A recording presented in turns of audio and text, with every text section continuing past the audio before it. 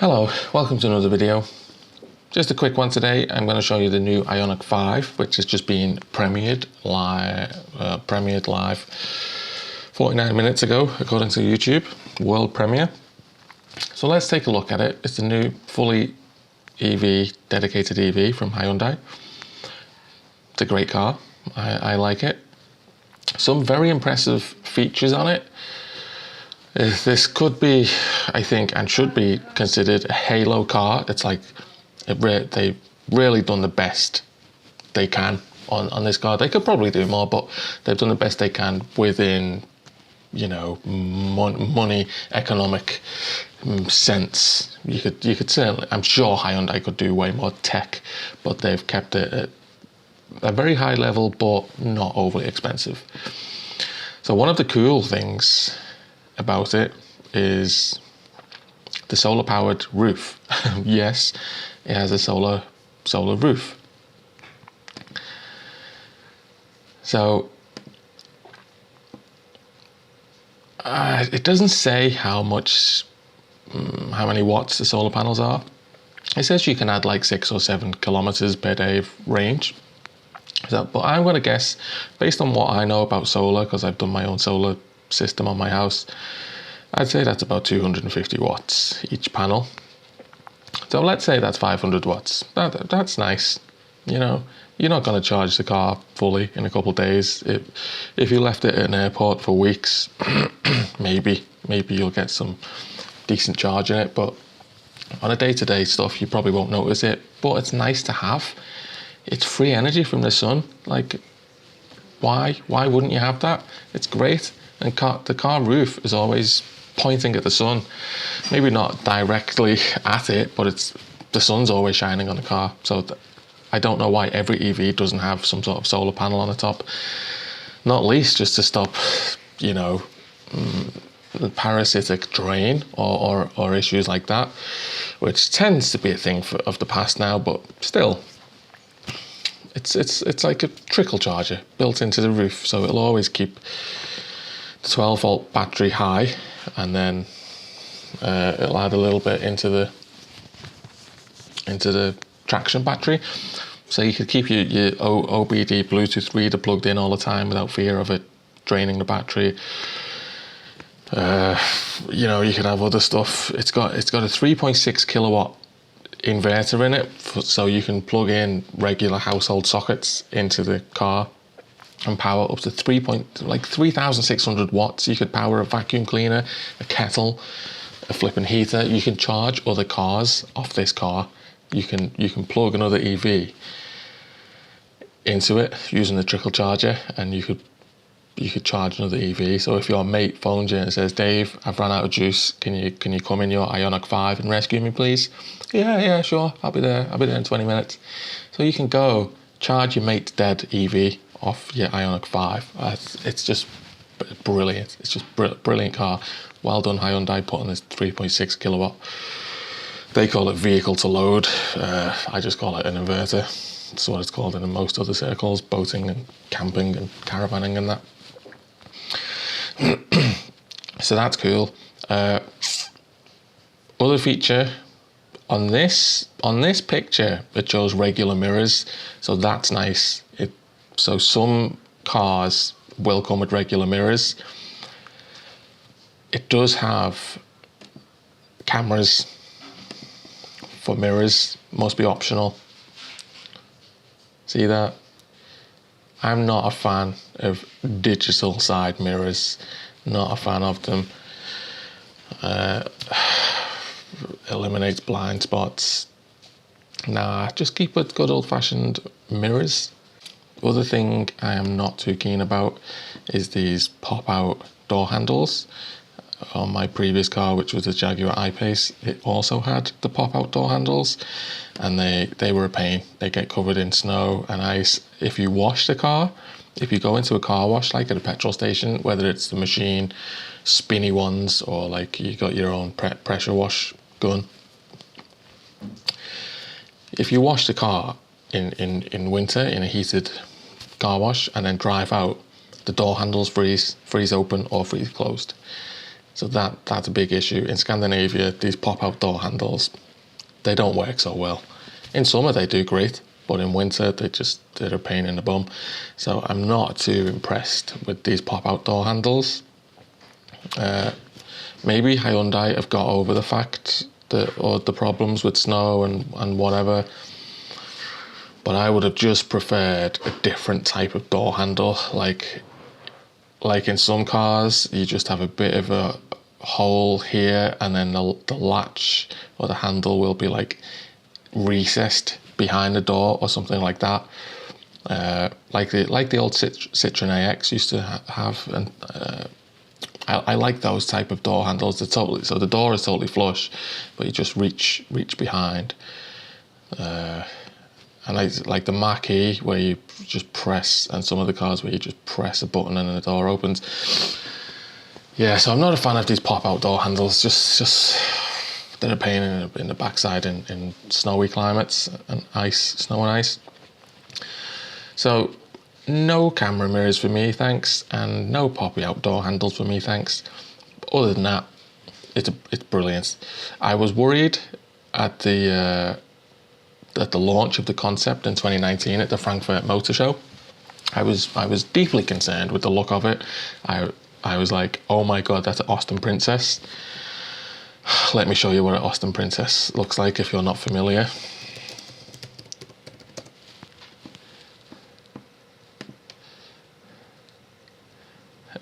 Okay, I might be a little bit harsh here. That is an Austin Princess. Oh man. But I just thought it had the lines of an Austin Princess. Now looking at it, maybe not so much, but still, I'm happy the production model doesn't look so goofy. It looks pretty cool. So the stats, the interesting spec, comes in 58 kilowatt hours and a 72.6 kilowatt hour battery. So that's pretty much what your Kona and Neros have got already. The 64 kilowatt hour Konas and e-Neros, they have a 72 kilowatt hour battery, and it's 64 kilowatt hours is usable. So it's going to be pretty similar to what we already have in terms of range. Sure, there's some aerodynamic improvements possibly with this, and maybe, not sure about the weight, but there might be some improvements because it's a ground-up EV, so possibly Hyundai might eke out a little bit more range than the current e-Nero and the Kona. Hyundai say it's got 290 miles of range, so it's not too shabby. It's pretty good. Should get 500 kilometers in summer, which is that's all you need really. You can't drive any further than that without needing a break for the human. It's going to come in single and dual motor, so 2-wheel drive and 4-wheel drive, which is nice. The 4-wheel drive version will do 0 to 60 in 5.2 seconds. That's pretty nice. My I-Pace used to do 0 to 60 in 4.7 seconds. That was a rapid car. This, it's roughly the same. It's like, I expect this will be a bit lighter than the I-Pace as well, so this should be a nippy little car. This should feel pretty quick, like hot hatch. On sale in mid-2021. The Project 45 model will cost 45 grand. Now, the cool thing with the solar panels, that's probably going to add a bit of weight. The glass roof with the solar panels in, not much, but they won't work in Scandinavian winters, of course, because they will just get covered with snow, and there's no sun anyway. The sun doesn't even come up above the horizon here. We have like, the sun doesn't rise for almost 2 months. So, but in summer we have almost 24 hours of sunlight. So this is going to be great in summer, the solar panels. 20-inch wheels, not the best for efficiency or ride comfort, but we'll see how that goes. You're going to assume like this is the top spec model. there's surely going to be lower spec models with maybe 18-inch wheels and so probably a little bit better range. But I think this car looks absolutely brilliant. From all angles, I think they've done a superb job. The luggage space is 530 litres, so it's got more cargo space than my e-Niro, which is 450. This also has a 50-litre frunk in the two-wheel drive version. It has a 50-litre frunk or front boot, which is nice. So I'm excited to see this. Would I swap my e-Niro for this? Yes, I would. Especially the all-wheel drive version, and if it comes with a tow hitch, I'm sold. I'm sold. I really miss having a tow hitch. I had it on my I-Pace. I used to tow trailers all over Finland with my Jaguar I-Pace. My e-Niro, the 2020 model, doesn't have a tow hitch, and that hurts me. I knew that when I bought it, but I do miss having a tow hitch. So I could well swap to this car in the future. I like it. It will be interesting to see what it looks like in other colours, but I dig this sort of brushed aluminium look. I think it looks great. I'd be happy driving this around. So that is the new Ioniq 5. Just a quick glimmer. If you're not in the EV world and you're interested to see what new developments are coming out, this is great. This center console slides forward and back, and you have like a total sort of walk through front area here, so you can slide across to the passenger seat and vice versa. Two big screens, really nice for the driver.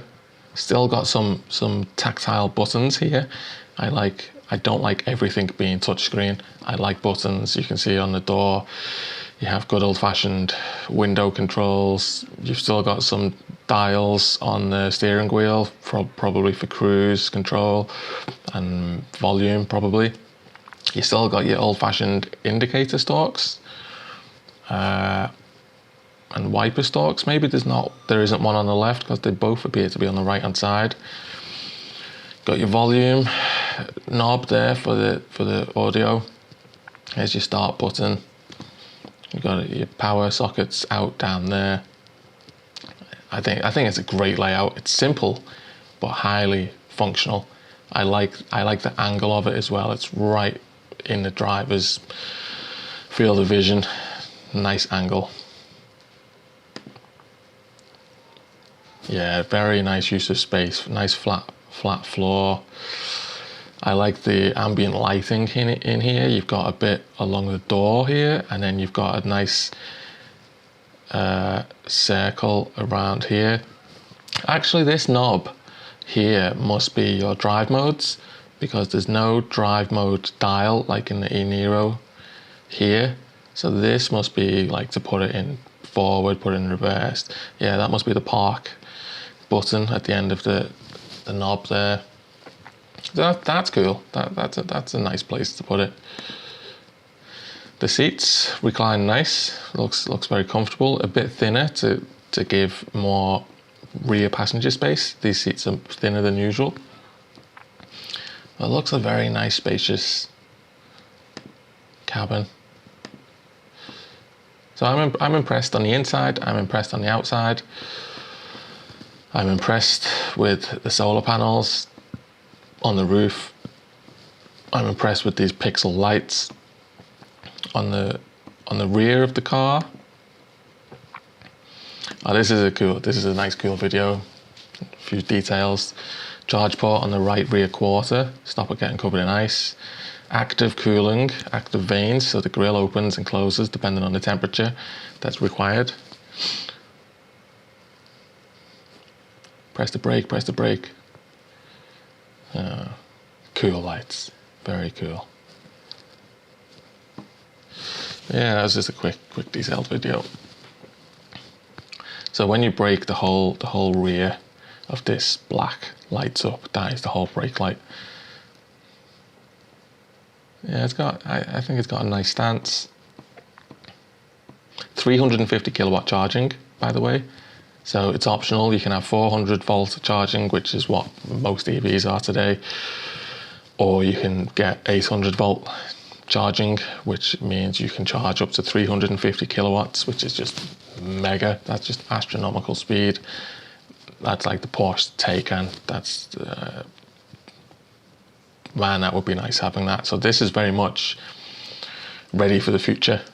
Like this is future proofed for a good few years. Yeah, if you bought this summer, you're good for at least the next 5 years. Like, I can't see there being any big updates on the 800 volt charging. I can't see there's going to be much faster than that anytime soon. So this car is very much future proofed. So that's it, just a quick glance over. Let me know in the comments what you think. Would you have this? Would you swap your current EV for it? Would you switch from a fossil car to this? Would I switch from my e-Niro to this? Yes, I probably would. Not at the moment because I'm skint, I have no money. But when I get money, I could well swap to this. Because I'm so impressed with the Hyundai. Hyundai own Kia. It's Kia's parent company. So I'm so impressed with Kia and Hyundai. The engineering is excellent. I've only owned a Kia for like 2 months. Well, I got it in December, 1st of December. So I'm very new to this brand. And I'm already, I wouldn't say a fanboy. No, yeah, I would. I'm a fanboy. I'm really impressed with them as a company. So, yeah. I'm not looking at the Volkswagen IDs or any other, the Tesla Model Ys. I'm just looking at what Hyundai and Kia are doing these days. That I'm hooked. I'm hooked on them now. I think they're ace, and it would be foolish to swap to any other brand now. So that's all for now. Thanks for watching, and see you in the next one when we're probably out on the road. Bye bye.